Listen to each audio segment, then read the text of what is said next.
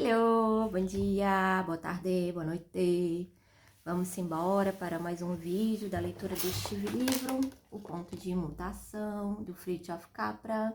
Seja muito bem-vindo, seja muito bem-vinda. Hoje estamos, então, dando continuidade na parte 3, que se trata da... Vamos ver aqui, deixa eu lembrar o nome... da influência do pensamento cartesiano-newtoniano. Hoje a gente, então, tá dando continuidade, hoje que eu digo nesse vídeo, né? A continuidade no capítulo 6, a psicologia newtoniana, tá bom? Se tu chegou aqui e tu não viu ainda os outros vídeos do livro, a gente já fez a leitura da parte 1 da parte 2, tá? E estão na playlist aqui no meu canal desse livro, tá bom? Fique à vontade e vamos embora! A semelhança da biologia... A semelhança, né, é um A craseado. A semelhança da biologia e da medicina, a psicologia foi moldada pelo paradigma cartesiano. Os psicólogos, na esteira de Descartes, adotaram a divisão estrita entre a res cogitans e a res extensa, o que lhes dificultou extremamente entender como a mente e o corpo interagem mutuamente. A atual confusão acerca do papel e da natureza da mente, na medida em que se distinguem das funções e da natureza do cérebro, é uma consequência manifesta da divisão cartesiana. Descartes, além de estabelecer uma distinção nítida, entre o corpo humano perecível e a alma indestrutível, sugeriu diferentes métodos para estudá-los. A alma, ou mente, deve ser estudada por introspecção, o corpo pelos métodos da ciência natural. Entretanto, os psicólogos nos séculos subsequentes não seguiram a sugestão de Descartes. Eles adotaram ambos os métodos para o estudo da psique humana, criando assim as duas principais escolas da psicologia. Os estruturalistas estudaram a mente através da introspecção e tentaram analisar a consciência em seus elementos básicos, ao passo que os behavioristas se concentraram exclusivamente no estudo do comportamento e assim foram levados a ignorar ou negar a existência pura e simples da mente. Essas duas escolas surgiram numa época em que o pensamento científico era dominado pelo modelo newtoniano de realidade. Assim, ambas adotaram por modelo a física clássica, incorporando os conceitos básicos da mecânica newtoniana em sua estrutura teórica. Nesse meio tempo, trabalhando mais na clínica e no consultório do que no laboratório, Sigmund Freud usou o método da livre associação para desenvolver a psicanálise. Embora isso fosse uma teoria muito diferente e revolucionária mesmo da mente humana, seus conceitos básicos eram também de natureza newtoniana. Assim, as três principais correntes do pensamento psicológico nas primeiras décadas do século XX, duas no mundo acadêmico e uma no clínico, basearam-se no paradigma cartesiano e em conceitos especificamente newtonianos de realidade. Acredita-se comumente que a psicologia como ciência data do século XIX, sendo suas raízes históricas usualmente atribuídas às filosofias da antiguidade grega. A crença ocidental em que essa tradição produziu as únicas teorias psicológicas sérias está sendo agora reconhecida como uma concepção estreita e culturalmente condicionada. Conquistas recentes em pesquisa da consciência, psicoterapia e psicologia transpessoal estimularam o interesse em sistemas orientais de pensamento, especialmente os da Índia, que expõem uma variedade de abordagens profundas e refinadas da psicologia. A rica tradição da filosofia indiana gerou um espectro de escolas filosóficas, do extremo materialismo ao extremo idealismo, do monismo absoluto ao completo pluralismo, passando pelo dualismo. Assim, essas escolas desenvolveram numerosas e a miúde conflitantes teorias acerca do comportamento humano, a natureza da consciência e a relação entre a mente e a matéria.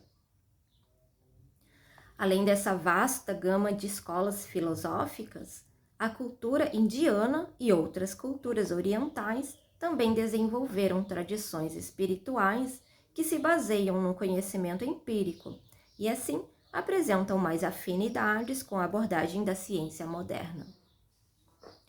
Essas tradições fundamentam-se em experiências místicas que levaram à criação de elaborados e extremamente refinados modelos de consciência, que não podem ser entendidos dentro da estrutura cartesiana, mas que estão em surpreendente concordância com recentes conquistas científicas.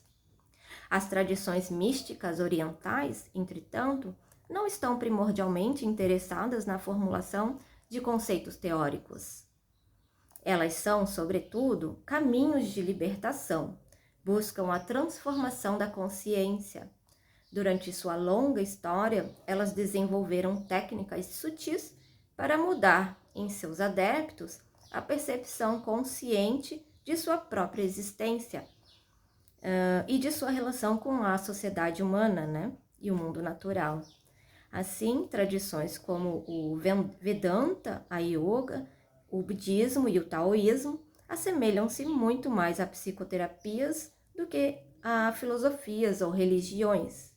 Portanto, não surpreende que alguns psicoterapeutas ocidentais tenham manifestado recentemente um profundo interesse pelo misticismo oriental.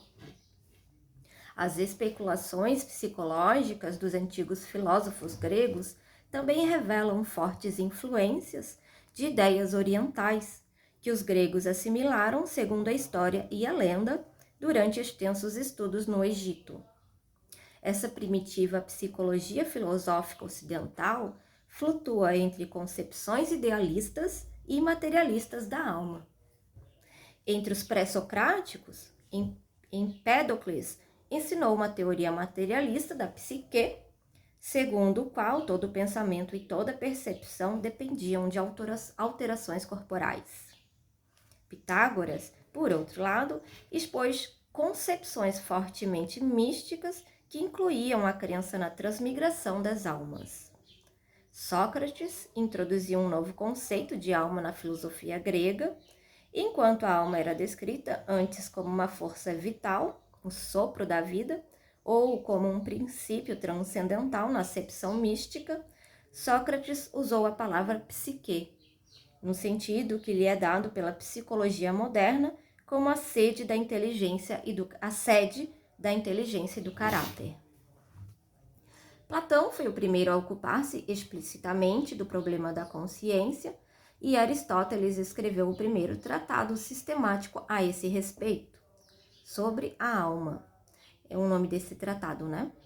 No qual desenvolveu um enfoque biológico e materialista da psicologia.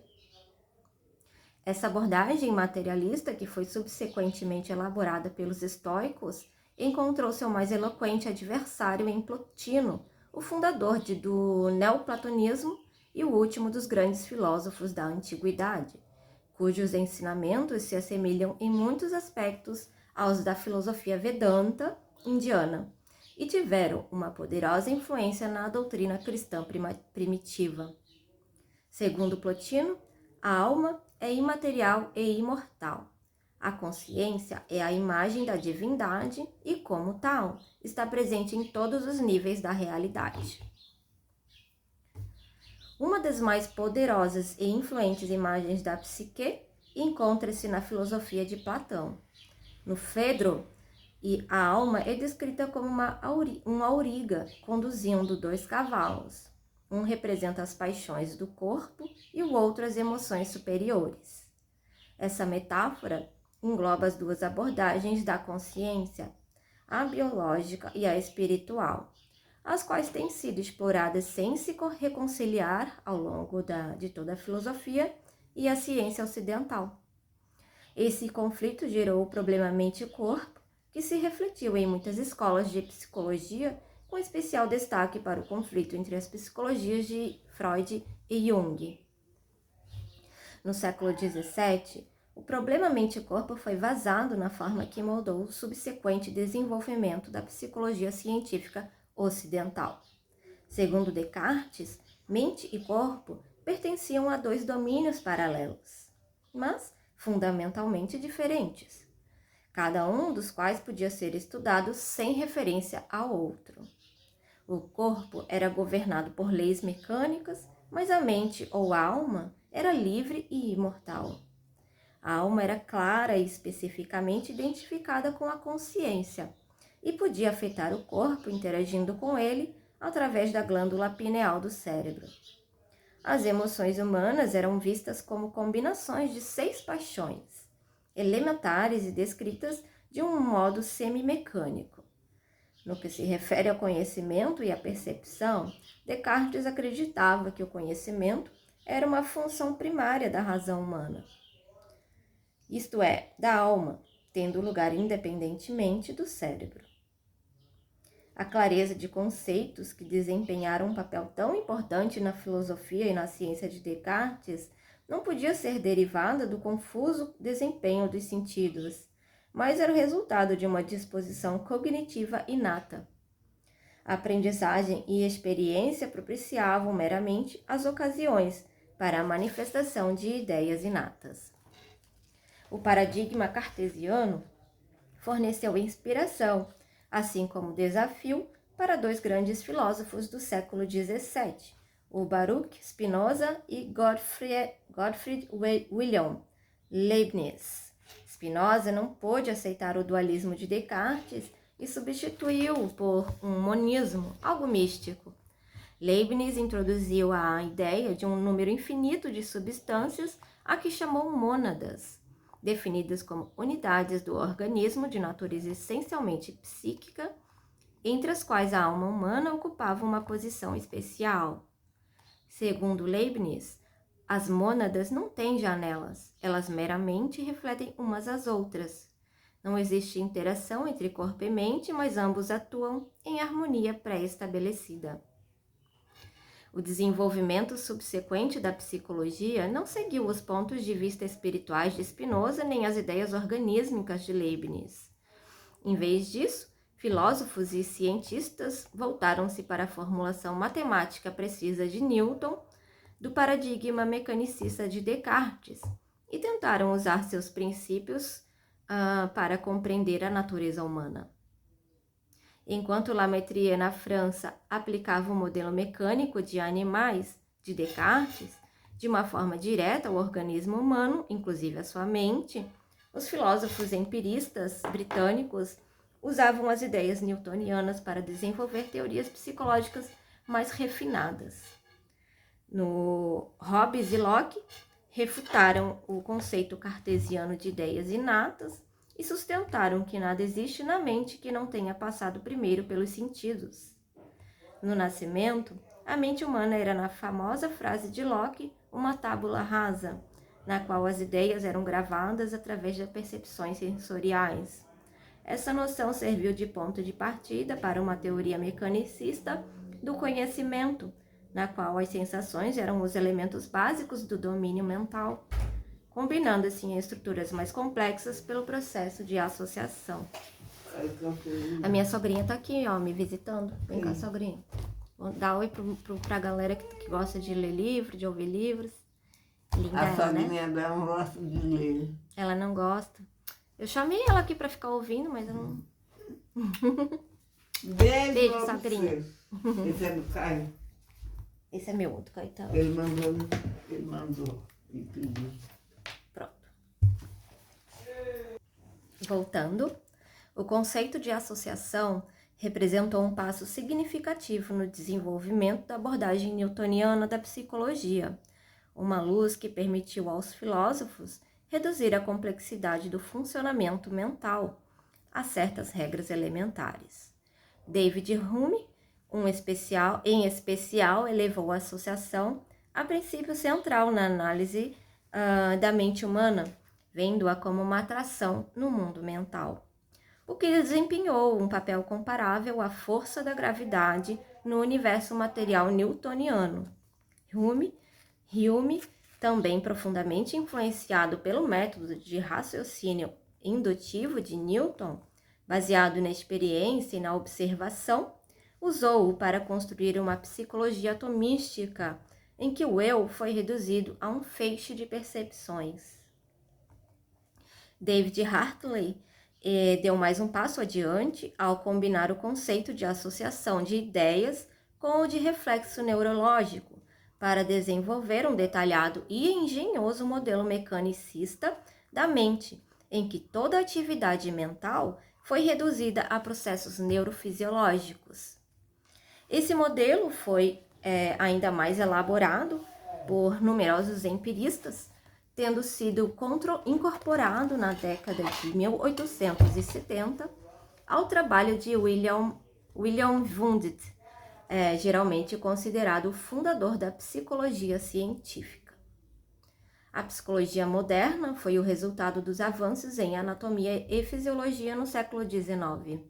Estudos intensivos do cérebro e do sistema nervoso estabeleceram relações específicas entre funções mentais e estruturas cerebrais, esclareceram várias funções do sistema nervoso e proporcionaram um conhecimento detalhado da anatomia e da fisiologia dos órgãos sensoriais. Em consequência desses avanços, os engenhosos, mas simplistas, modelos mecanicistas descritos por Descartes, Lametrier e Hartley foram reformulados em termos modernos, e a orientação newtoniana estabeleceu-se firmemente na psicologia. A descoberta de correlações entre a atividade mental e a estrutura do cérebro gerou grande entusiasmo entre os neuroanatomistas, levando alguns deles a postular que o comportamento humano podia ser reduzido a um conjunto de faculdades ou traços mentais independentes, localizados em regiões específicas do cérebro. Embora essa hipótese estivesse mal fundamentada, sua finalidade básica de associar várias funções da mente com localizações precisas no cérebro ainda é muito popular entre os neurocientistas. A princípio, os pesquisadores puderam demonstrar onde se localizavam as funções motoras e sensoriais primárias, mas quando a abordagem foi estendida aos processos cognitivos superiores, como a aprendizagem e a memória, não se chegou a nenhum quadro coerente desses fenômenos. Não obstante, a maioria dos neurocientistas prosseguiu em suas pesquisas de acordo com as diretrizes reducionistas estabelecidas. Com os estudos do século XIX acerca do sistema nervoso, surgiu um outro campo de pesquisa, a reflexologia, que teve uma influência profunda sobre as teorias psicológicas subsequentes.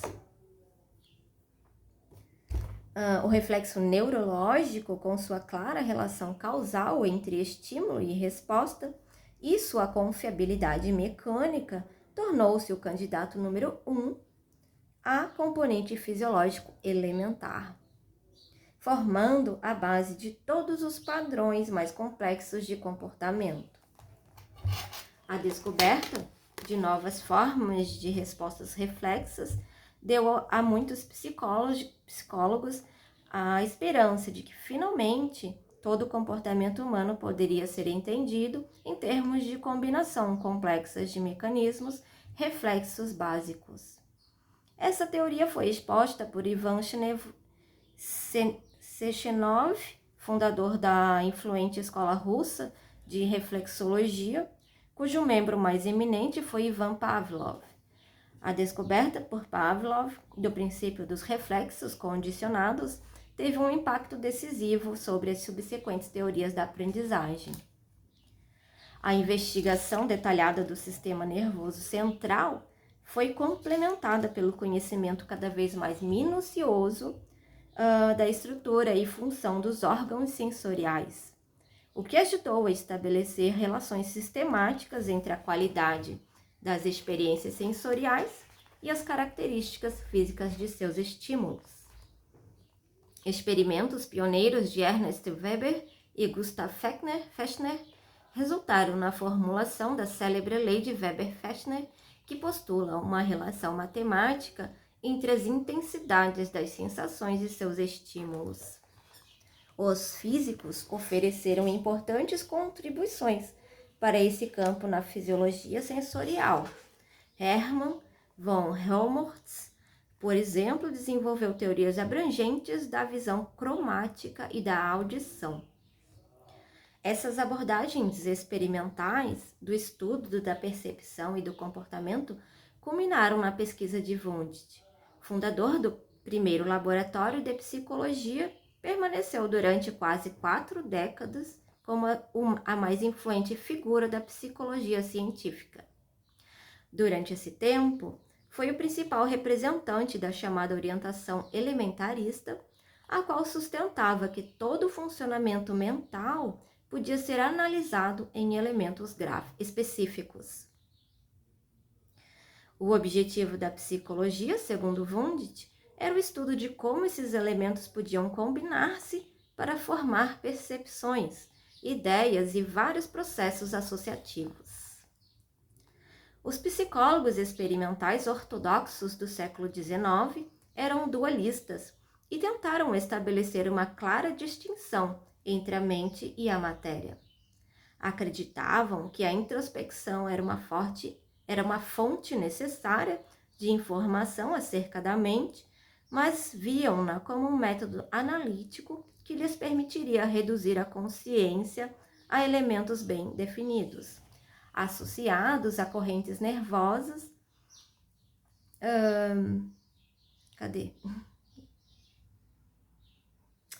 Jesus! Associados a correntes nervosas específicas no cérebro. Essas teorias reducionistas e materialistas dos fenômenos psicológicos suscitaram forte oposição entre os psicólogos, que enfatizavam a natureza unitária da consciência e da percepção.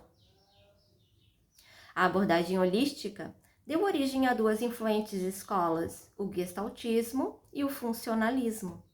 Nenhuma nem a outra foi capaz de mudar a orientação newtoniana, seguida pela maioria dos psicólogos durante o século XIX e o início do século XX.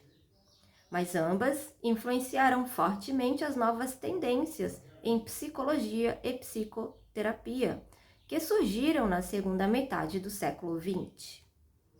A psicologia gestaltista, fundada por Max Wertheimer e seus colaboradores, baseou-se no pressuposto de que os organismos vivos não percebem as coisas em termos de elementos isolados, mas em termos de Gestalten, ou seja, totalidades significativas que exibem qualidades ausentes em cada uma de suas partes individuais. Kurt Goldstein,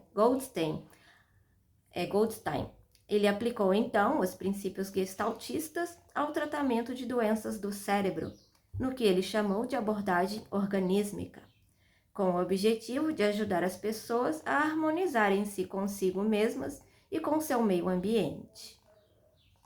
O desenvolvimento do funcionalismo foi uma consequência do pensamento evolucionista do século XIX, que estabeleceu uma importante ligação entre estrutura e função.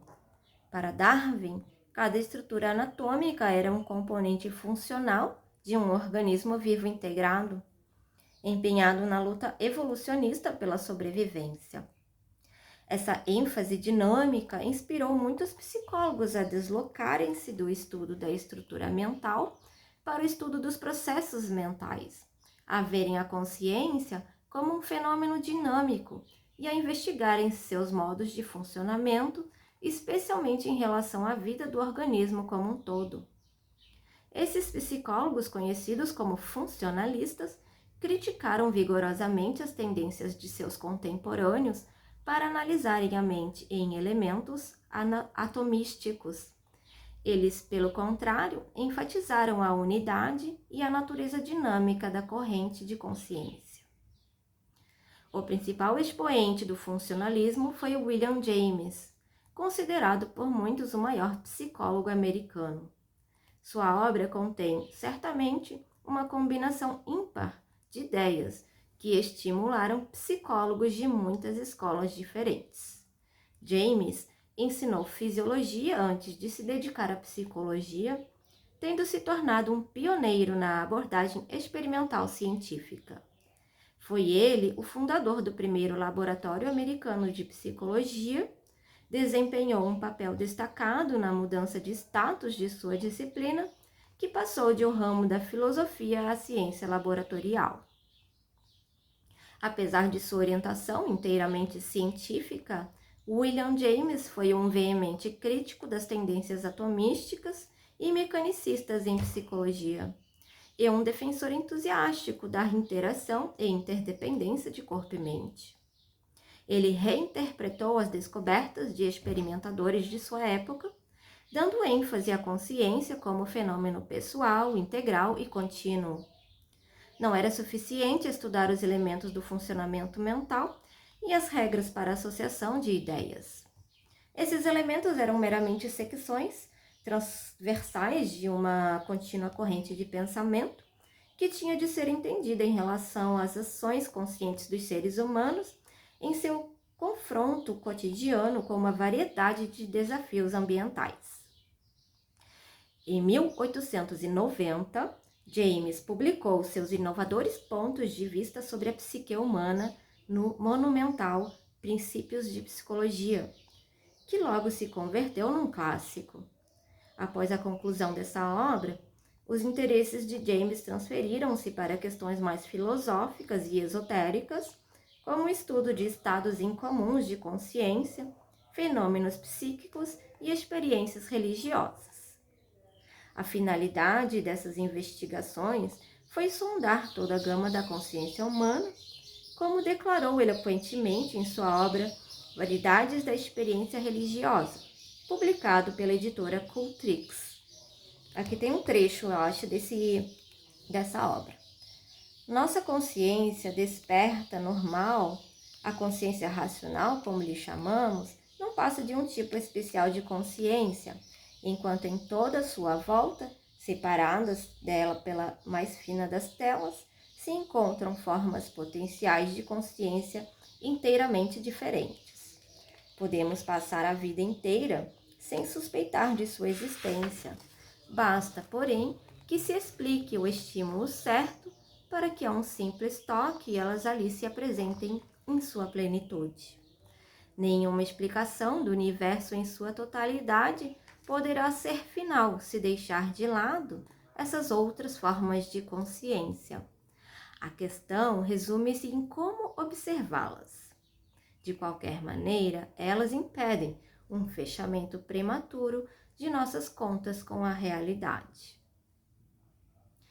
Essa ampla visão da psicologia é provavelmente o mais forte aspecto da influência de James sobre a pesquisa psicológica recente.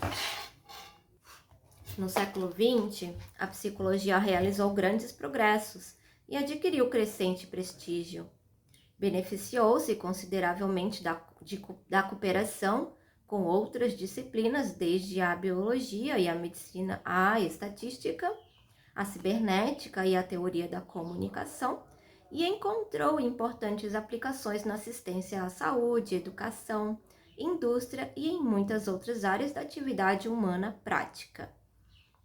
Durante as primeiras décadas do século XX, o pensamento psicológico foi dominado por duas poderosas escolas, o behaviorismo e a psicanálise, as quais diferiam acentuadamente em seus métodos e concepções da consciência, mas aderiam basicamente ao mesmo modelo newtoniano de realidade. O behaviorismo representa a culminação da abordagem mecanicista em psicologia. Baseados num conhecimento detalhado da fisiologia humana, os behavioristas criaram uma psicologia sem alma, versão refinada da máquina humana de Lametrier.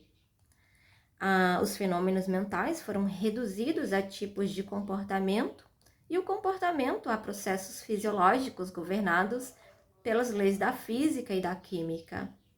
John Watson, que fundou o behaviorismo, foi fortemente influenciado por várias tendências das ciências humanas no início do século. A abordagem experimental de Wundt tinha sido levada da Alemanha para os Estados Unidos por Eduard Titchener, o líder reconhecido da escola estruturalista de psicologia.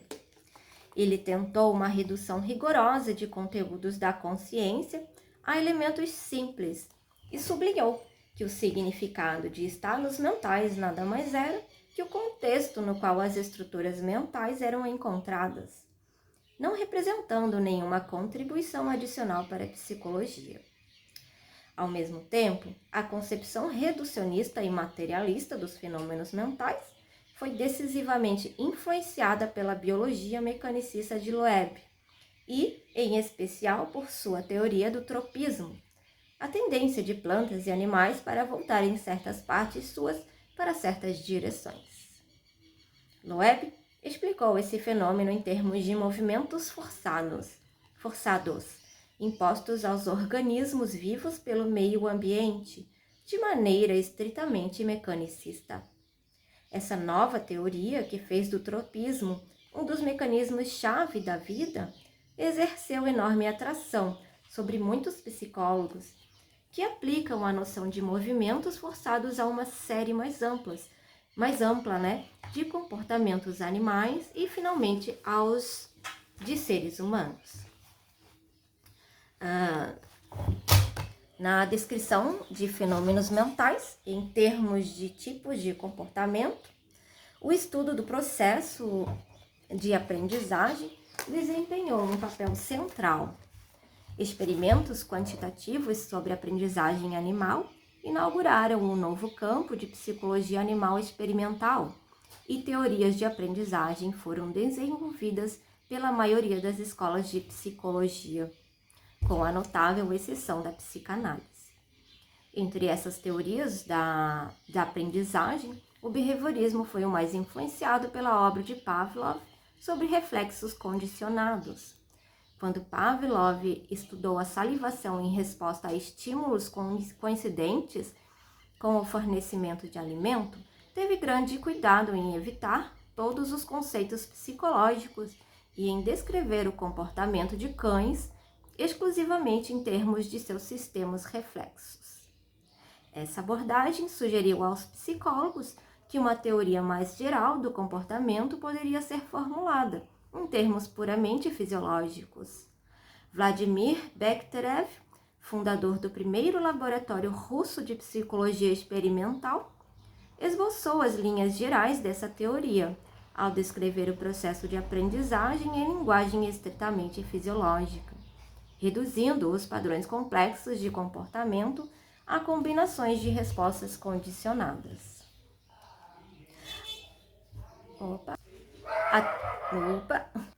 Oi, gente, voltando. Então, a gente parou naquela parte em que ele falou que o Vladimir Bekhterev, fundador do primeiro laboratório russo de psicologia experimental, esboçou as linhas gerais da teoria, né? Ao descrever o processo de aprendizagem em linguagem estritamente fisiológica, reduzindo os padrões complexos de comportamento a combinações de respostas condicionadas. A tendência geral da perda gradual de interesse pela consciência e da adoção de concepções estritamente mecanicistas, os novos métodos da psicologia animal, o princípio do reflexo condicionado e o conceito de aprendizagem como modificação do comportamento, tudo isso foi assimilado pela nova teoria de Watson, a qual identificou a psicologia com o estudo do comportamento. Para ele, o behaviorismo representou uma tentativa de aplicação ao estudo experimental do comportamento humano dos mesmos procedimentos e da mesma linguagem descritiva que tinham sido considerados úteis no estudo de animais. Com efeito, Watson... Parou? Com efeito, Watson, à semelhança de Lametrier, 2 séculos antes dele, não viu qualquer diferença essencial entre seres humanos e animais. Escreveu ele: o homem é um animal diferente dos outros animais, somente nos tipos de comportamento que exibe. A ambição de Watson era elevar o status da psicologia ao de uma ciência natural objetiva. Para tanto, aderiu o mais rigorosamente possível à metodologia e os princípios da mecânica newtoniana. Esse exemplo eminente de rigor e objetividade científicos. Submeter os experimentos psicológicos aos critérios usados na física exigia que os psicólogos se concentrassem exclusivamente em fenômenos que pudessem ser registrados e descritos objetivamente por observadores independentes. Assim, Watson tornou-se um vigoroso crítico do método introspectivo usado por James e Freud, assim como por Wundt e Titchener. O conceito de consciência, que resultou da introspecção, tinha que ser totalmente excluído da psicologia, e todos os termos afins, como mente, pensamento e sentimento, seriam eliminados da terminologia psicológica. Escreveu Watson: a psicologia, tal como o behaviorismo, é um ramo puramente objetivo, experimental, da ciência natural. Pausa para o cachorrinho latir. Voltando, a psicologia, tal como o behaviorista vê, é um ramo puramente objetivo, experimental, da ciência natural e necessita da consciência tão pouco quanto a química e a física. É isso mesmo. Teria certamente sido um grande choque para ele se soubesse que apenas algumas décadas mais tarde, um eminente físico, Eugene Wigner, declararia: foi impossível formular as leis da teoria quântica de um modo plenamente consistente sem se fazer referência à consciência. Na concepção behaviorista, segundo Watson, os organismos vivos eram máquinas complexas que reagiam a estímulos externos. E esse mecanismo de estímulo-resposta teve por modelo, é claro, a física newtoniana.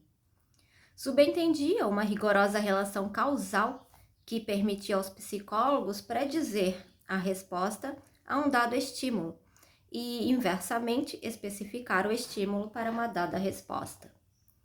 Na realidade, os behavioristas raramente lidaram, de fato, com estímulos e respostas simples, mas estudaram constelações inteiras de estímulos e de respostas complexas, a que foram dados os nomes respectivos de situações e ajustamentos.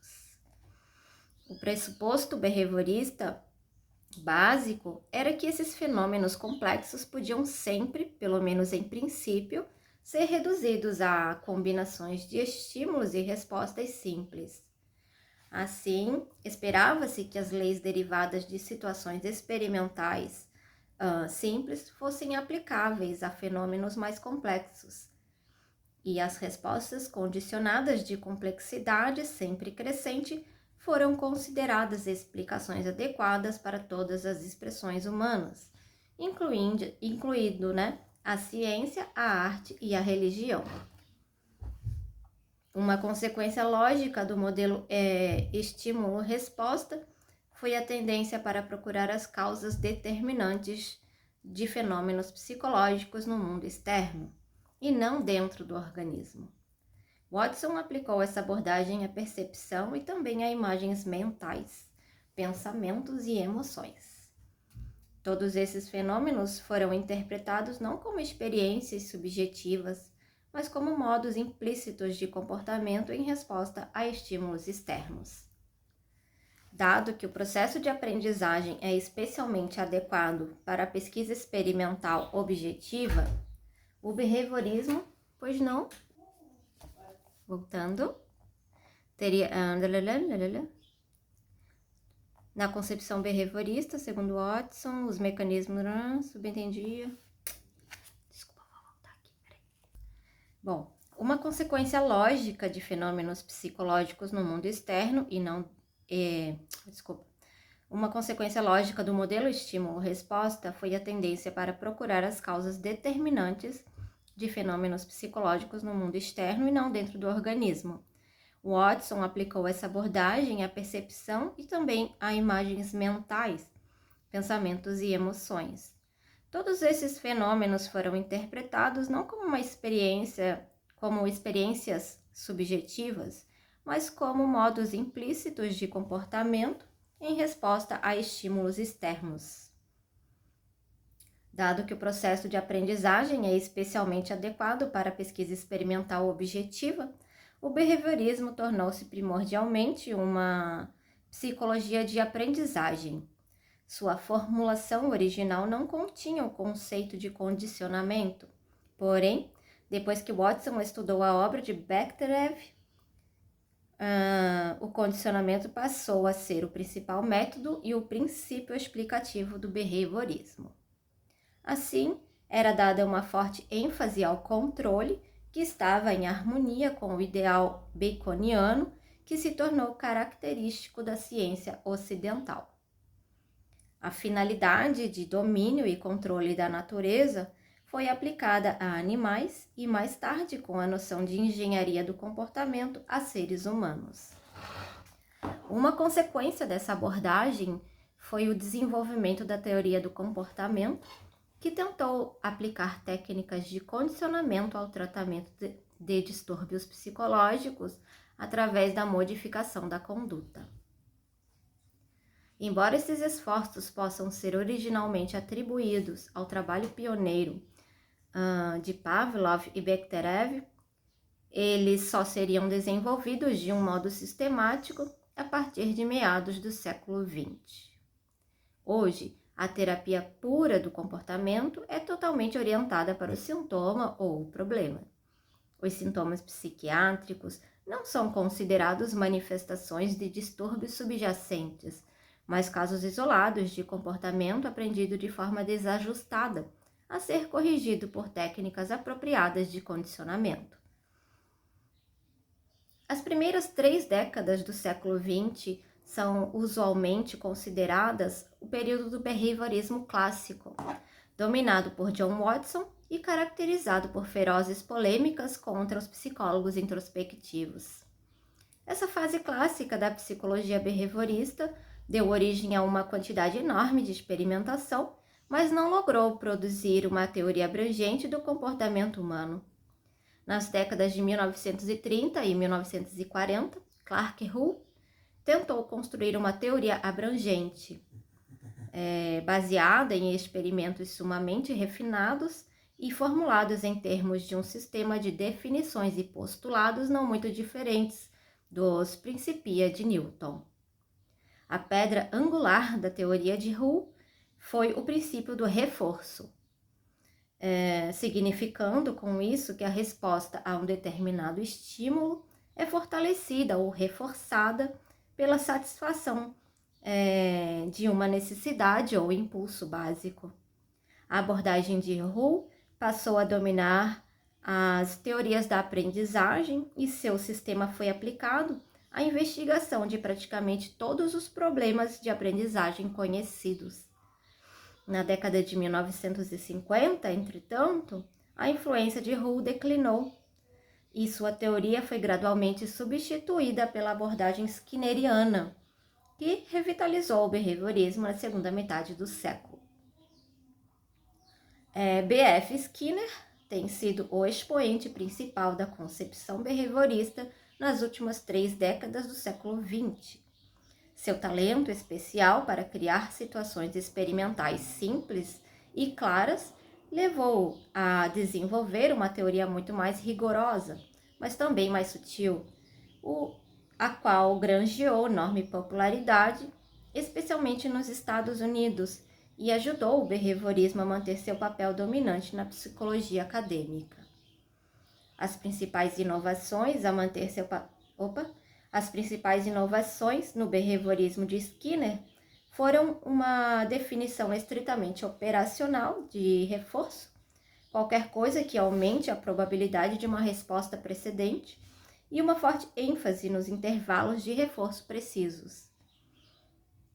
Para testar seus conceitos teóricos, Skinner desenvolveu um novo método de condicionamento chamado condicionamento operante, que difere do processo clássico pavloviano de condicionamento.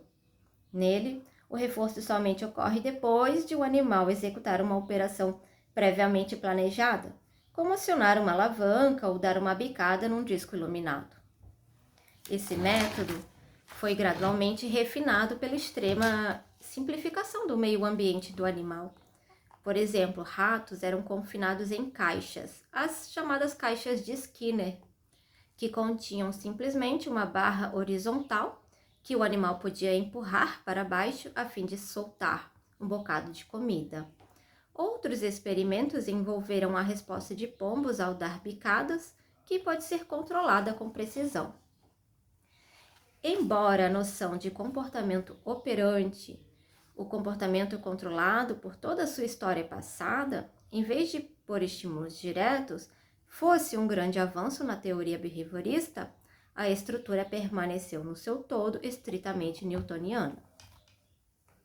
No seu conhecido compêndio Science and Human Behavior, Skinner deixa claro desde o começo que considera todos os fenômenos associados a uma consciência humana, como mente ou ideias, entidades inexistentes, inventadas para fornecer explicações espúrias. Segundo Skinner, as únicas explicações sérias são as baseadas na concepção mecanicista dos organismos vivos, que são as que se adaptam aos critérios da física newtoniana. Escreve ele, dada a afirmação de que faltam aos eventos mentais ou psíquicos as dimensões da ciência física, temos aí uma razão adicional para rejeitá-las. Embora o título do livro de Skinner faça referência explícita ao comportamento humano, os conceitos nele discutidos baseiam-se quase exclusivamente em experimentos de condicionamento com ratos e pombos.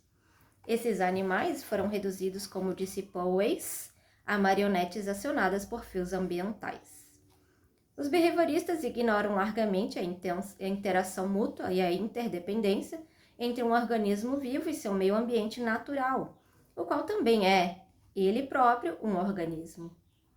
Com base em sua exígua perspectiva sobre o comportamento animal, eles executam, então, um gigantesco salto conceitual que os faz aterrissar no comportamento humano, afirmando que os seres humanos, tal como os animais, são máquinas, cuja atividade está limitada às respostas condicionadas a estímulos ambientais. Skinner rejeitou com firmeza a imagem de seres humanos que agem, cada um, de acordo com as decisões de seu eu íntimo, e propôs, em vez dessa, uma abordagem técnica para criar um novo tipo de homem, um ser humano que seja condicionado a comportar-se de um modo melhor para ele e para a sociedade. Segundo Skinner, será esta a única maneira de superar nossa crise atual. Não através de uma evolução da consciência, pois isso é coisa que não existe. Não através de uma mudança de valores, porque os valores nada mais são do que reforços positivos ou negativos, mas através do controle científico do comportamento humano. E escreve, necessitamos de uma tecnologia do comportamento, comparável em poder e precisão à tecnologia física e biológica. Tudo isso é, portanto, psicologia newtoniana, por excelência, uma psicologia sem consciência, que reduz todo o comportamento a sequências mecânicas de respostas condicionadas e que afirma que a única compreensão científica da natureza é aquela que permanece dentro da estrutura da física e da biologia clássicas. Uma psicologia, além disso, que reflete a preocupação de nossa cultura com a tecnologia manipulativa, criada para exercer domínio e controle. Recentemente, o behaviorismo começou a sofrer mudanças ao assimilar elementos de muitas outras disciplinas, perdendo assim muito de sua postura rígida anterior. Mas os behavioristas ainda aderem ao paradigma mecanicista e defendem-no frequentemente como a única abordagem científica da psicologia. Limitam claramente, desse modo, a ciência à estrutura newtoniana clássica. A psicanálise, outra escola dominante dentro da psicologia do século XX, não se originou na psicologia, mas proveio da psiquiatria, que, no século XIX, estava solidamente estabelecida como ramo da medicina. Nessa época, os psiquiatras estavam totalmente comprometidos com o modelo biomédico e inclinavam-se a apontar causas orgânicas em todas as perturbações mentais. Essa orientação orgânica teve um começo promissor, não logrou, porém, revelar uma base orgânica específica para as neuroses. Aqui ele fala assim, as psiconeuroses, também chamadas simplesmente de neuroses, são distúrbios nervosos funcionais sem lesões físicas aparentes. As psicoses são perturbações mentais mais graves, caracterizadas por uma perda de contato com as concepções popularmente aceitas de realidade. Voltando, essa orientação orgânica teve um começo promissor, não logrou, porém, revelar uma base orgânica específica para as neuroses e outras perturbações mentais, o que levou alguns psiquiatras a procurar enfoques psicológicos para a doença mental. Uma fase decisiva nessa evolução foi atingida durante o último quartel do século XIX, quando Jean-Martin Charcot usou com êxito a hipnose para o tratamento da histeria. Sendo a histeria uma psiconeurose marcada por excitabilidade emocional e perturbações de várias funções psicológicas e fisiológicas. Em demonstrações impressionantes, Charcot mostrava que os pacientes podiam ser libertados de sintomas de histeria simplesmente através de sugestão hipnótica e que esses sintomas podiam também ser trazidos de volta pelo mesmo método. Isso colocou em dúvida toda a abordagem orgânica da psiquiatria e causou uma profunda impressão em Sigmund Freud, que foi a Paris em 1885 para assistir às aulas de Charcot e testemunhar as demonstrações. Quando regressou a Viena, Freud, em colaboração com Joseph Brauer, iniciou o uso de técnica hipnótica para tratar pacientes neuróticos.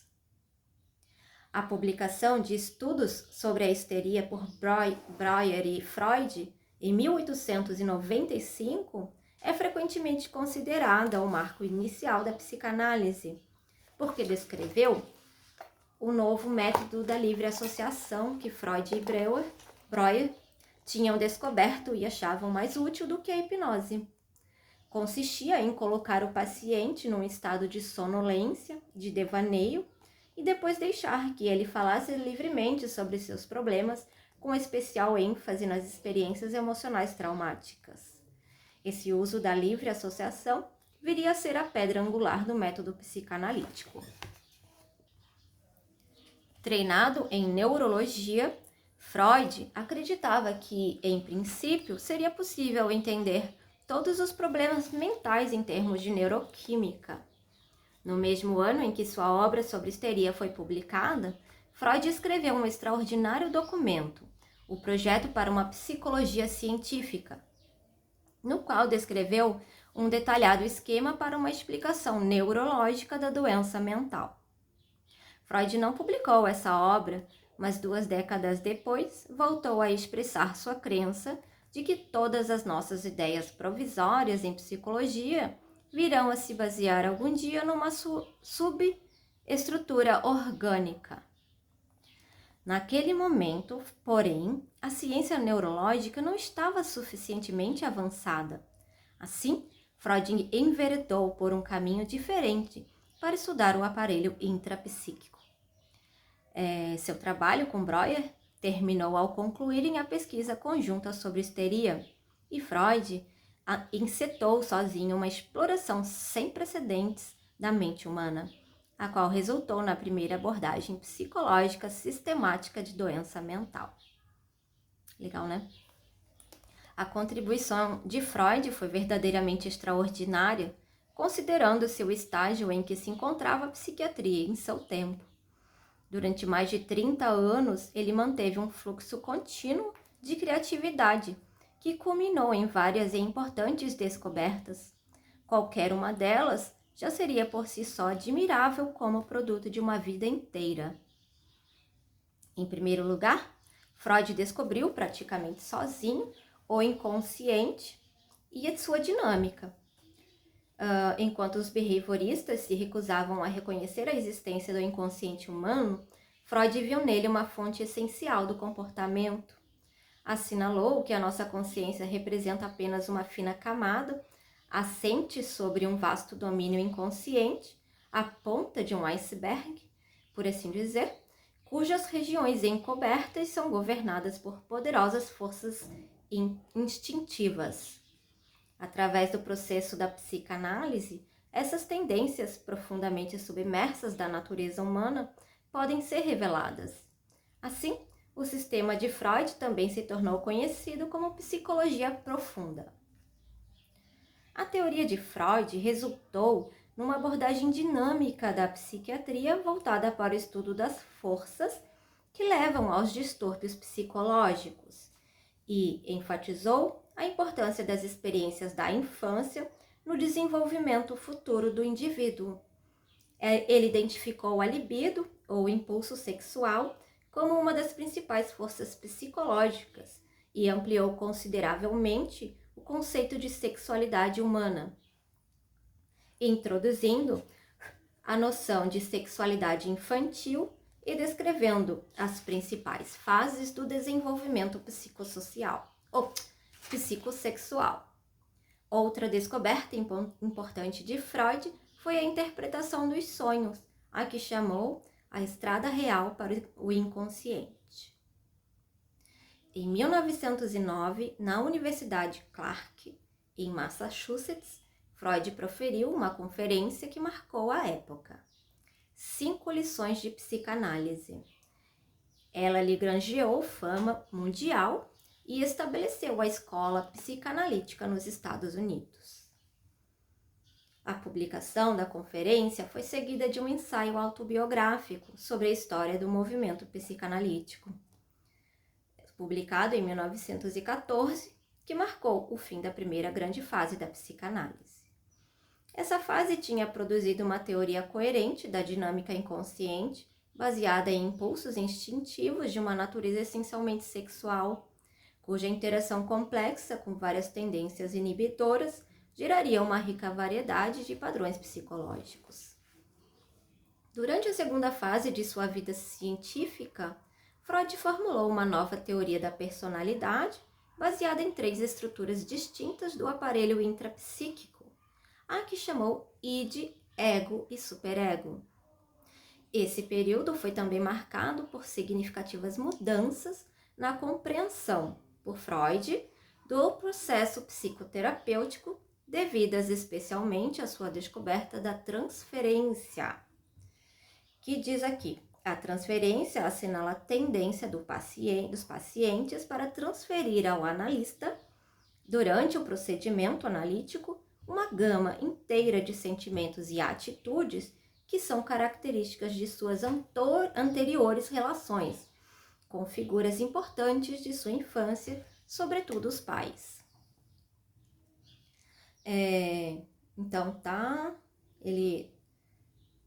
O processo psicoterapêutico, devido especialmente à sua descoberta da transferência, a qual passaria a ser de importância central na prática da psicanálise. Esse período que ele criou, né, as estruturas do aparelho intrapsíquico, id, ego e superego, e depois desenvolveu. Então, esse período também foi marcado por significativas mudanças na compreensão do processo psicoterapêutico, devidas especialmente à sua descoberta da transferência, a qual passaria a ser de importância central na prática da psicanálise. Essas etapas sistemáticas no desenvolvimento da teoria e da prática de Freud foram seguidas pelo movimento psicanalítico na Europa e nos Estados Unidos e estabeleceram a psicanálise como uma importante escola de psicologia, que passaria a dominar a psicoterapia por muitas décadas. Além disso, os profundos insights de Freud sobre o funcionamento da mente e o desenvolvimento da personalidade humana tiveram consequências de extraordinário alcance para a interpretação de vários fenômenos culturais, arte, religião, história e muitos outros, e modelaram significativamente a visão de mundo da era moderna. Desde os primeiros anos de suas explorações psicanalíticas até o fim de sua vida, Freud preocupou-se profundamente em fazer da psicanálise uma disciplina científica. Acreditava firmemente que os mesmos princípios organizadores que tinham modelado a natureza em todas as suas formas eram também responsáveis pela estrutura e funcionamento da mente humana. Embora a ciência de seu tempo estivesse muito longe de aceitar tal unidade dentro da natureza, Freud presumiu que essa meta seria atingida em algum momento futuro e enfatizou repetidas vezes que a psicanálise descendia das ciências naturais, especialmente da física e da medicina. Embora fosse o introdutor da abordagem psicológica da psiquiatria, Freud manteve-se sob a influência do modelo biomédico na teoria e na prática. Para formular uma teoria científica da psique e do comportamento humanos, Freud tentou usar tanto quanto possível os conceitos básicos da física clássica e em sua descrição dos fenômenos psicológicos e estabelecer assim uma relação conceitual entre a psicanálise e a mecânica newtoniana. Ele deixou isso bem claro numa locução para um grupo de psicanalistas. Ele disse, os analistas não podem repudiar sua descendência da ciência exata, nem sua ligação com os representantes dela. Os analistas são, no fundo, mecanicistas e materialistas incorrigíveis. Ao mesmo tempo, Freud, ao contrário de muitos dos seus seguidores, estava muito consciente da natureza limitada dos modelos científicos e acreditava que a psicanálise teria de ser continuamente modificada à luz das novas conquistas e dos progressos nas outras ciências. Assim, continuou ele sua exortação aos psicanalistas. Eles se contentam com fragmentos de conhecimento e com hipóteses básicas que carecem de precisão e estão sempre sujeitas à revisão. Em vez de aguardarem o momento em que estarão aptos a escapar do espartilho das leis conhecidas da física e da química, eles esperam o surgimento de leis naturais, mais extensivas e de alcance mais profundo, às quais estão prontos a submeter-se. A estreita relação entre a psicanálise e a física clássica torna-se flagrantemente óbvia quando consideramos os 4 conjuntos de conceitos que formam a base da mecânica newtoniana. Vamos a eles, 1. Os conceitos de espaço e tempo absolutos e o de objetos materiais separados, movendo-se nesse espaço e interagindo mecanicamente. 2. O conceito de forças fundamentais, essencialmente diferentes da matéria. 3. O conceito de leis fundamentais, descrevendo o movimento e as interações mútuas dos objetos materiais em termos de relações quantitativas. E 4.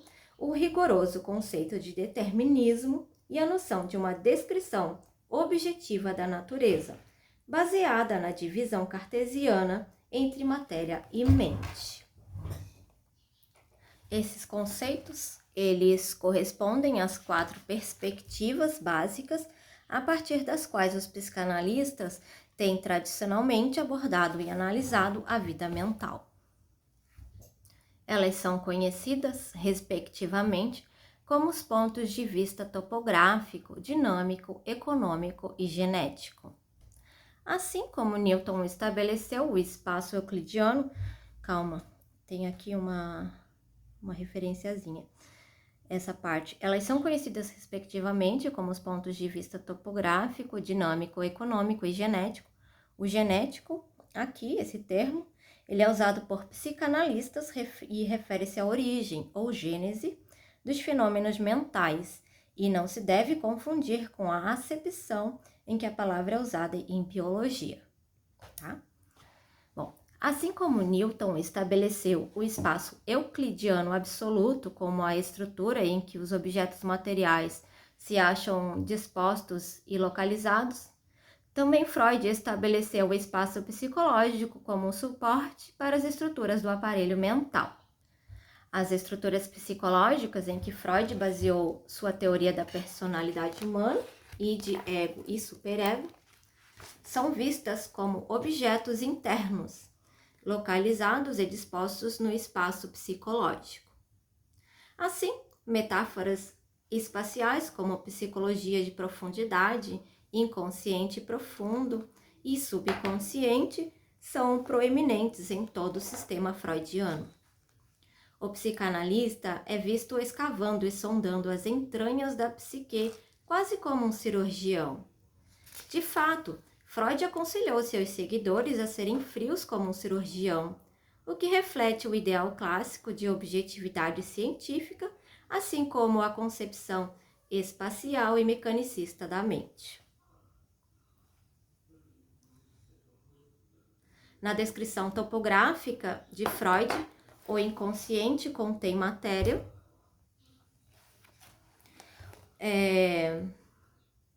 O inconsciente contém matéria que foi esquecida ou reprimida, ou que nunca chegou ao conhecimento consciente. Em suas camadas mais profundas está o id, uma entidade que é a fonte de poderosos impulsos instintivos que estão em conflito com um sistema bem desenvolvido de mecanismos inibitórios localizados no superego. O ego é uma entidade frágil localizada entre essas duas potências e empenhada numa contínua luta existencial. Embora Freud descrevesse às vezes essas estruturas psicológicas como abstrações e resistisse a qualquer tentativa de associá-las a estruturas e funções específicas do cérebro, elas tinham todas as propriedades de objetos materiais. O mesmo lugar não podia ser ocupado por duas delas e, portanto, qualquer porção do aparelho psicológico só podia expandir-se ao deslocar outras partes. Tal como na mecânica newtoniana, os objetos psicológicos eram caracterizados por sua extensão, posição e movimento. O aspecto dinâmico da psicanálise, tal como o aspecto dinâmico da física newtoniana, consiste em descrever como os objetos materiais interagem através de forças que são essencialmente diferentes da matéria. Essas forças têm sentidos definidos e podem reforçar-se ou inibir-se mutuamente. As mais fundamentais dentre elas são os impulsos instintivos, em particular o impulso sexual. A psicologia freudiana é basicamente uma psicologia do conflito.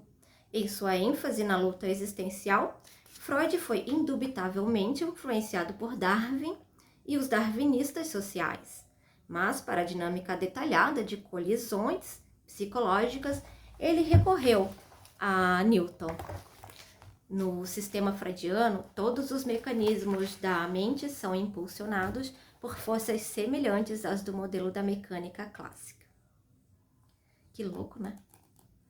Um aspecto característico da dinâmica newtoniana é o princípio de que as forças sempre se apresentam em pares. Para cada força ativa existe uma força reativa, igual e de sentido oposto. Freud adotou esse princípio nomeando as forças ativas e reativas de impulsos e defesas. Outros pares de forças desenvolvidos em diferentes fases da teoria de Freud foram a libido e a pulsão de morte, ou Eros e Thanatos. Em ambos os pares, uma força era orientada para a vida, a outra para a morte. Tal como na mecânica newtoniana, essas forças foram definidas em termos de seus efeitos, os quais foram estudados minuciosamente, mas a natureza intrínseca das forças não foi investigada. A natureza da força da gravidade tinha sido sempre uma questão problemática e convertida na teoria de Newton, e o mesmo aconteceu com relação à natureza da libido na teoria de Freud. Na teoria psicanalítica, a compreensão da dinâmica do inconsciente é essencial para o entendimento do processo terapêutico.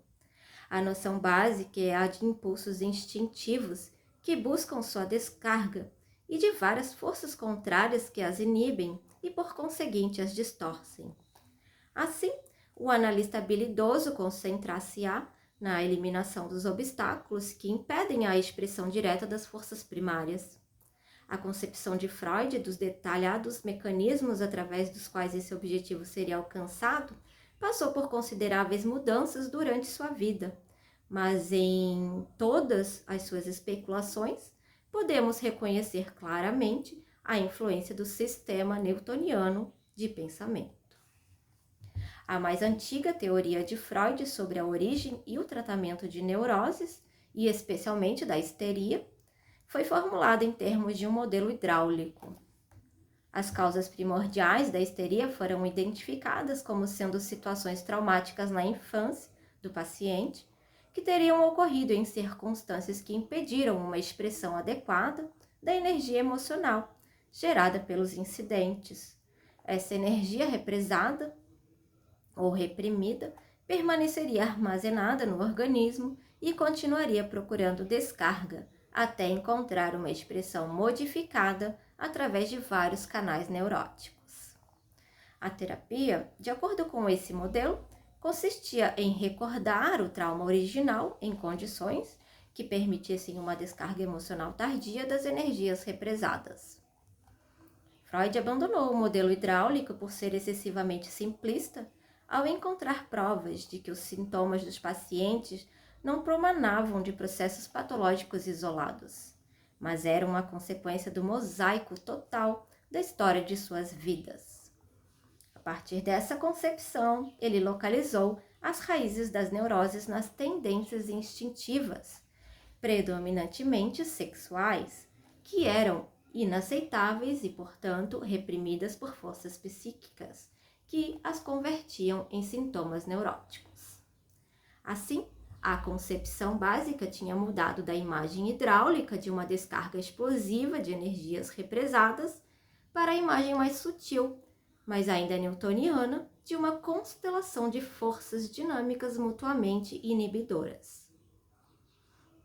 Esse último conceito subentende a noção de entidades separadas no espaço psicológico, mas incapazes de se mover ou expandir sem uma deslocar a outra.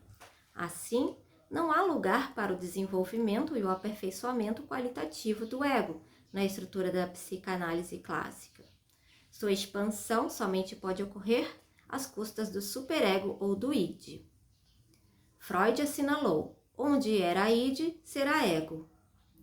Na física clássica, as interações entre objetos materiais e os efeitos das várias forças que agem sobre eles são descritas em termos de certas quantidades mensuráveis, massa, velocidade, energia, etc., as quais estão interrelacionadas através de equações matemáticas. Embora Freud não pudesse ir tão longe em sua teoria da psicanálise, na teoria da mente, atribuiu grande importância ao aspecto quantitativo ou econômico da psicanálise. Ele dotou as imagens mentais, que representam impulsos instintivos de quantidade definidas de energia emocional, que não podiam ser diretamente medidas, mas que podiam ser inferidas a partir da intensidade dos sintomas manifestos. A troca de energia mental foi considerada um aspecto crucial de todos os conflitos psicológicos. Escreveu Freud: o resultado final da luta depende de relações quantitativas. Assim como na física newtoniana, também na psicanálise a concepção mecanicista de realidade subentende um rigoroso determinismo. Todo evento psicológico tem uma causa definida e dá origem a um efeito definido, e o estado psicológico total de um indivíduo é determinado de modo único pelas condições iniciais do começo da infância. A abordagem genética da psicanálise consiste em situar a causa original dos sintomas e do comportamento de um paciente nas fases prévias de seu desenvolvimento, ao longo de uma cadeia linear de relações de causa e efeito.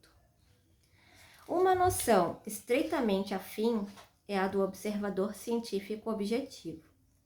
A teoria freudiana clássica baseia-se no pressuposto de que a observação de um paciente durante a análise pode ter lugar sem qualquer interferência ou interação apreciável. Essa crença reflete-se na disposição básica da prática psicanalítica. O paciente fica deitado num divã e o terapeuta sentado atrás de onde ele deita a cabeça, numa atitude fria e de não envolvimento, enquanto observa os dados objetivamente.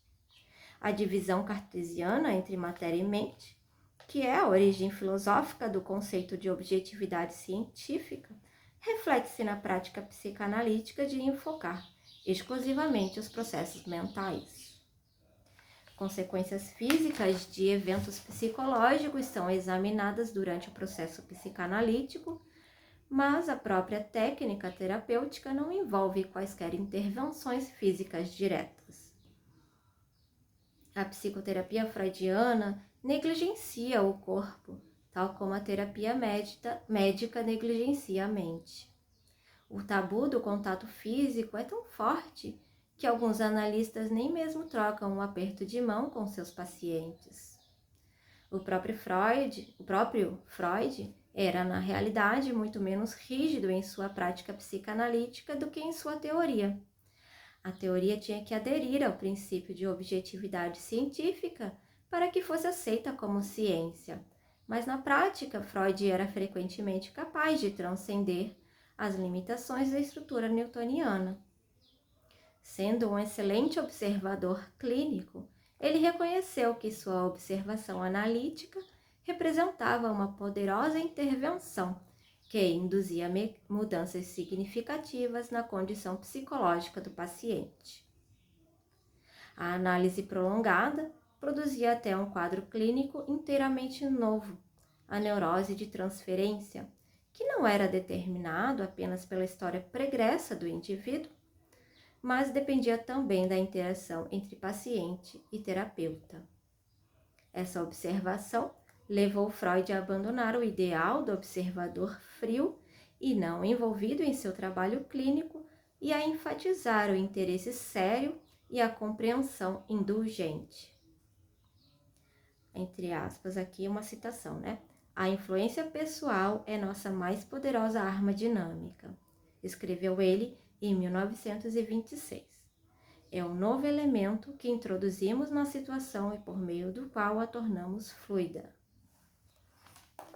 A teoria clássica da psicanálise foi o brilhante resultado das tentativas por parte de Freud de integração de suas muitas e revolucionárias descobertas e ideias numa estrutura conceitual coerente e sistemática que satisfizesse aos critérios da ciência do seu tempo. Dadas a amplitude e a profundidade de sua obra, não pode nos surpreender o fato de podermos agora reconhecer deficiências em sua abordagem, que são devidas, em parte, às limitações inerentes à estrutura cartesiana newtoniana e, em parte, ao condicionamento cultural do próprio Freud. Reconhecer essas limitações da abordagem psicanalítica não diminui em absoluto o gênio do seu fundador. É antes fundamental para o futuro da psicoterapia. Avanços recentes em psicologia e psicoterapia começaram a produzir uma nova visão da psique humana, na qual o modelo freudiano é reconhecido como extremamente útil para lidar com certos aspectos ou níveis do inconsciente, mas seriamente limitador quando aplicado à totalidade da vida mental na saúde e na doença. A situação não é diferente da que se verifica na física, em que o modelo newtoniano é extremamente útil para a descrição de uma certa faixa de fenômenos, mas tem de ser ampliado e, com frequência, radicalmente mudado quando a ultrapassamos. Em psiquiatria, algumas das modificações necessárias na abordagem freudiana foram apontadas por seus seguidores imediatos, mesmo enquanto Freud ainda vivia. O movimento psicanalítico tinha extraído muitos indivíduos extraordinários, alguns dos quais formaram um círculo íntimo em redor de Freud, em Viena. Havia um rico intercâmbio intelectual e uma fecunda troca de ideias nesse círculo íntimo, mas também uma considerável dose de conflito, tensão e discordância. Vários dos discípulos preeminentes de Freud abandonaram o movimento por causa de divergências teóricas básicas e iniciaram suas próprias escolas, ao introduzirem diversas modificações no modelo freudiano. Os mais famosos desses psicanalistas dissidentes foram Jung, Adler, Reich e Rank. O primeiro a deixar a corrente principal da psicanálise foi Alfred Adler, que desenvolveu o que chamou de psicologia individual. Ele rejeitou o papel dominante da sexualidade da teoria freudiana e atribuiu uma ênfase decisiva à vontade de poder e à tendência para compensar uma inferioridade real ou imaginária. O estudo feito por Adler do papel do indivíduo na família levou-o a enfatizar as raízes sociais dos distúrbios mentais, que são geralmente negligenciadas na psicanálise clássica, Além disso, ele foi um dos primeiros a formular uma crítica feminista às concepções de Freud sobre a psicologia feminina. Adler sublinhou que a psicologia masculina e a feminina, como Freud as havia denominado, estavam muito menos enraizadas em diferenças biológicas entre homens e mulheres do que se pensava, pois eram essencialmente consequência da ordem social predominante sob o patriarcado. A crítica feminista às ideias de Freud sobre as mulheres foi mais tarde elaborada por Karen Horney e tem sido desde então discutida por muitos autores dentro e fora do campo da psicanálise. De acordo com essas críticas, Freud adotou o masculino como norma cultural e sexual, não conseguindo, por isso, compreender a psique feminina. A sexualidade feminina, em especial, continuou sendo para ele, em sua própria e expressiva metáfora, o continente negro da psicologia. William Reich rompeu com Freud por causa de diferenças conceituais, o que o levou a formular numerosas ideias heterodoxas que têm tido considerável influência sobre recentes avanços na psicoterapia. Durante sua pesquisa pioneira na análise do caráter, Reich descobriu que as atitudes mentais e as experiências emocionais provocam resistências no organismo físico e que elas se expressam em padrões musculares, resultando no que ele chamou a couraça do caráter. Ampliou também o conceito freudiano de libido, associando-o a uma energia concreta que flui através do organismo. Assim, Reich enfatizou a descarga direta de energia sexual em sua terapia, quebrando o tabu freudiano do contato físico com o paciente e desenvolvendo técnicas de trabalho do corpo que muitos terapeutas estão agora aperfeiçoando. Otto Rank abandonou a escola freudiana depois de formular uma teoria de psicopatologia que enfatizava fundamentalmente o trauma do nascimento e considerou muitos dos padrões neuróticos descobertos por Freud como derivados da ansiedade sofrida durante o processo de nascimento. Em sua própria prática analítica, Rank avançava diretamente para a questão geradora de ansiedade no nascimento e concentrava seus esforços terapêuticos na ajuda ao paciente para reviver o evento traumático em vez de recordá-lo ou analisá-lo. Os insights de Rank sobre o significado do trauma do nascimento foram verdadeiramente notáveis. Só muitas décadas mais tarde é que seriam retomados e mais amplamente elaborados por psiquiatras e psicoterapeutas. Entre todos os discípulos de Freud, foi provavelmente Carl Gustav Jung quem mais contribuiu para a expansão do sistema psicanalítico. Jung foi o discípulo favorito de Freud.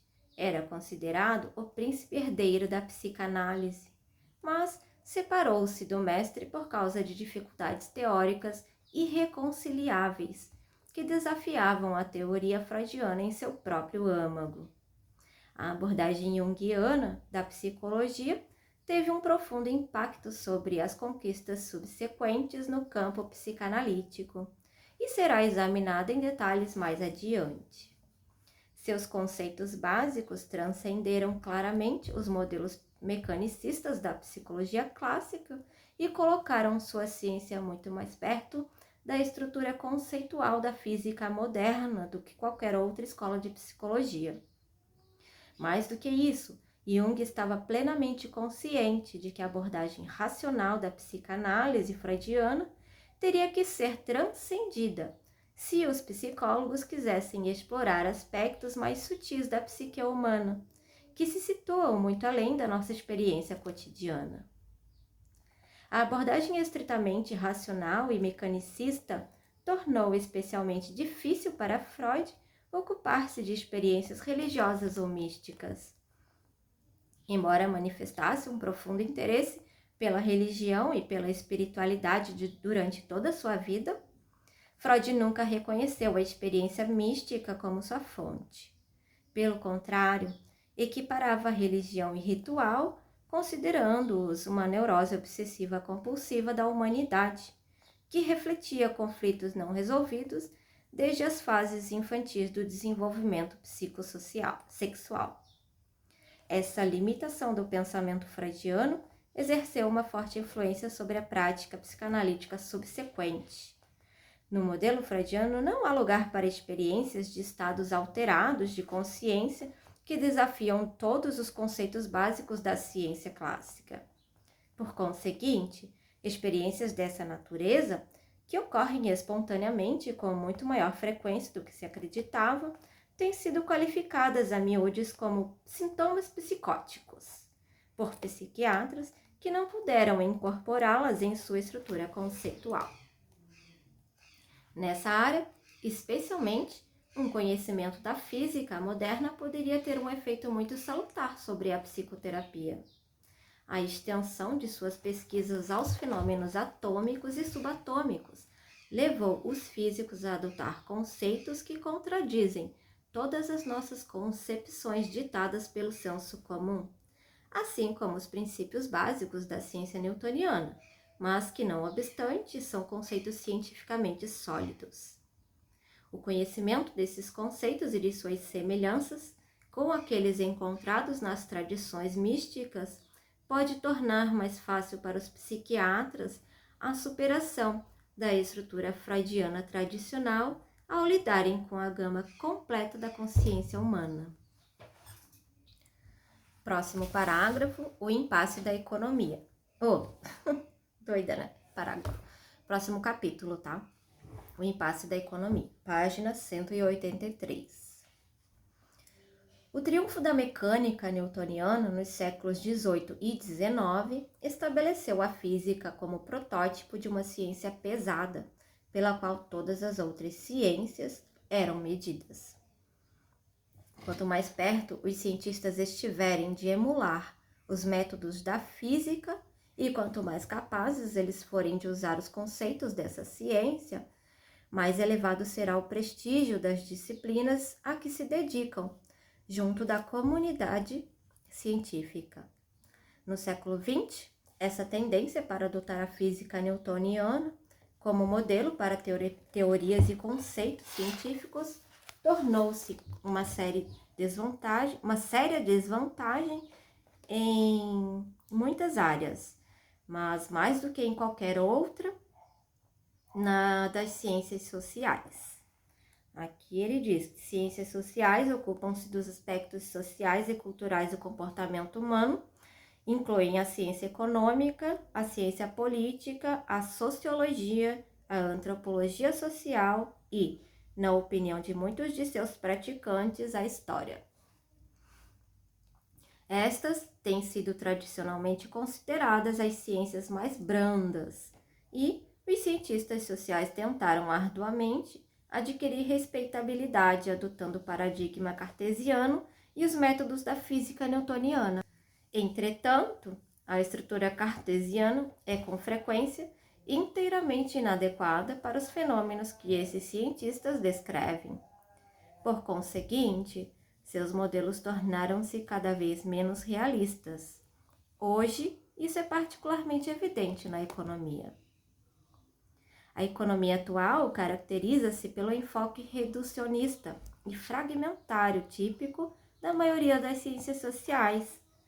De modo geral, os economistas não reconhecem que a economia é meramente um dos aspectos de todo um contexto ecológico e social. Um sistema vivo composto de seres humanos em contínua interação e com seus recursos naturais, a maioria dos quais, por seu torno, constituída de organismos vivos. O erro básico das ciências sociais consiste em dividir essa textura em fragmentos supostamente independentes, dedicando-se ao seu estudo em departamentos universitários separados. Assim, os cientistas políticos tendem a negligenciar forças econômicas básicas, ao passo que os economistas não incorporam em seus modelos as realidades sociais e políticas. Essas abordagens fragmentárias também se refletem no governo, na cisão entre a política social e a econômica, e especialmente nos Estados Unidos, no labirinto de comissões e subcomissões do Congresso, onde essas questões são debatidas. A fragmentação e a compartimentação em economia têm sido assinalada e criticada ao longo da história moderna. Mas, ao mesmo tempo, os economistas críticos que desejavam estudar os fenômenos econômicos tal como realmente existem, inseridos na sociedade e no ecossistema, e que, portanto, divergiam do estreito ponto de vista econômico, foram praticamente forçados a colocar-se à margem da ciência econômica, poupando, assim, à confraria econômica a tarefa de lidar com as questões que seus críticos suscitavam. Por exemplo, Max Weber, o crítico oitocentista do capitalismo, é geralmente considerado um historiador econômico. John Kenneth Galbraith e Robert Heilbronner são frequentemente considerados sociólogos, e Kenneth Boulding é citado como filósofo. Karl Marx, em contraste, recusou-se a ser chamado de economista. Ele se considerava um crítico social, afirmando que os economistas eram meramente apologistas da ordem capitalista existente. De fato, o termo socialista descrevia originalmente apenas aqueles que não aceitavam a visão de mundo dos economistas. Mais recentemente, Hazel Henderson continuou essa tradição, intitulando-se uma futurista e dando a um de seus livros o subtítulo O Fim da Economia.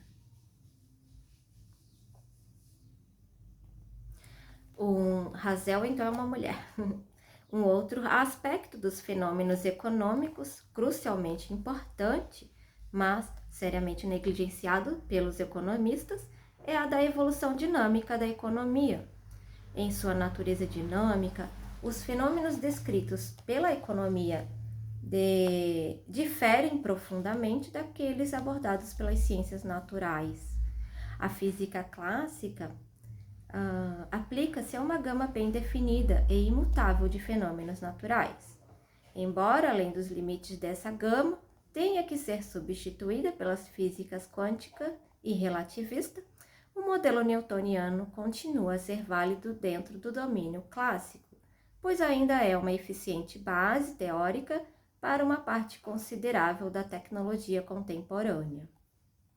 Analogamente, os conceitos da biologia aplicam-se a uma realidade que mudou muito pouco ao longo dos séculos, embora o conhecimento dos fenômenos biológicos tenha progredido substancialmente e boa parte da velha estrutura cartesiana seja hoje reconhecida como demasiado restritiva.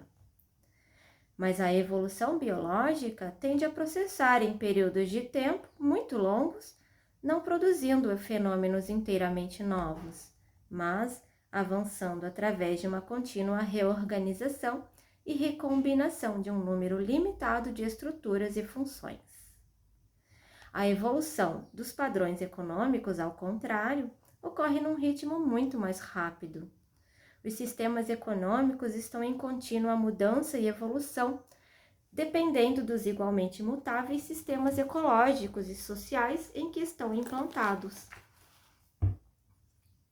Para entendê-los, necessitamos de uma estrutura conceitual que seja também capaz de mudar e de se adaptar continuamente a novas situações.